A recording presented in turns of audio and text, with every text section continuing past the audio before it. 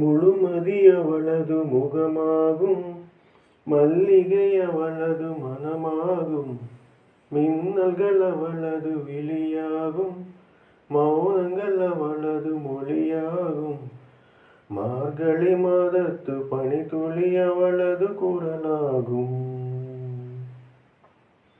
மகரந்த காட்டின் மான்குட்டி அவளது நடையாகும்.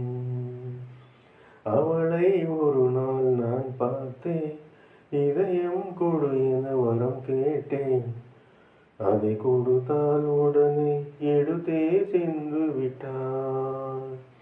ஓஹோ, முழுமதி அவளது முகமாகும், மல்லிகை அவளது மனமாகும், மார்கழி மாதத்து பனித்துளி அவளது குரலாகும்,